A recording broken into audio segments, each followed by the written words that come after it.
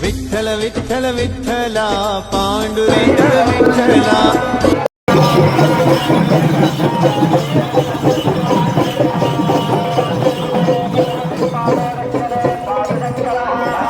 అయ్యప్ప స్వాములకు అందరికి ఒక విజ్ఞప్తి.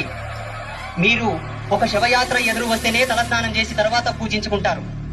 అయ్యప్ప దేవస్థానం వెళ్ళేటప్పుడు ఒక సమాధిని దర్శించుకుంటున్నారు. ఇది మన దౌర్భాగ్యం. ఇప్పటికైనా అది మార్చుకోవాలి. ఇలాగే ప్రతి గ్రామంలో, ప్రతి జిల్లాలో, ప్రతి మండలంలో కూడా దర్గాలకు పూజలు చేయడం, దర్గాలకి కందులు చేయడం కూడా బంద్ చేయండి దయచేసి చెప్తున్నా. అవసరం లేదు మనకు.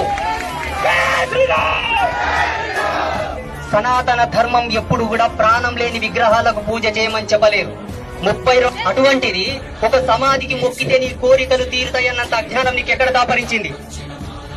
ఎవరిచ్చారు మీకు ఈ హక్కు? ఏమి తక్కువైందని మనం విధర్ములకు పూజ చేయాలి?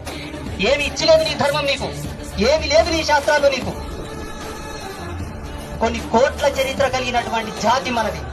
కొన్ని కోటాను కోట్ల చరిత్ర కలిగినటువంటి సనాతనం మనది.